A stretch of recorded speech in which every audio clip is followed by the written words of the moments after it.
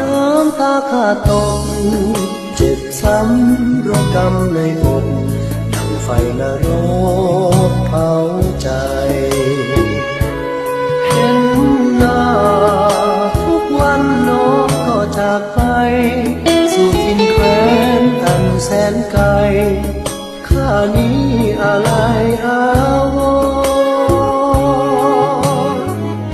ยินเสียงอ่อนหวานน้องนางเอิญสั่งว่าน้องขอลาไกลห่างข้าสุดอ้างว้างเพียงอ่อนน้องจง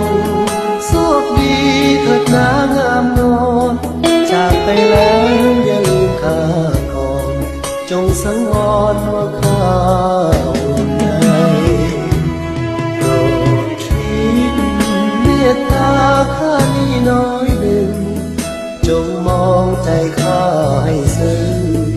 ว่าหลงท่านหนึ่งเพียงใดคิดอยากบอกว่ารักก็เก่งใจเก็บความรักซ่อนเอาไว้ด้วยข้าอาย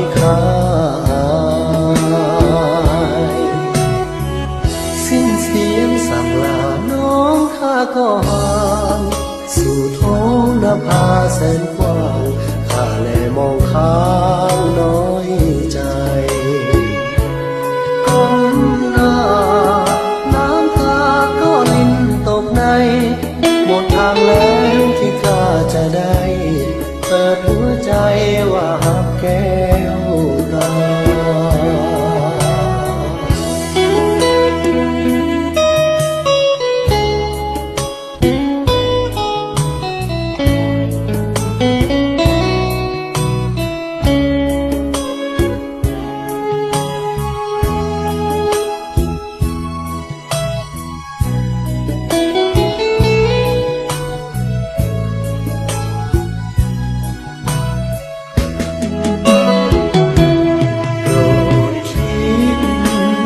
ตาข้านี้น้อยหนึ่งจงมองใจข้าให้ซึ้งว่าหลงท่านหนึ่งเพียงใดคิดอยากบอกว่ารักก็เก่งใจเก็บความรักซ่อนเอาไว้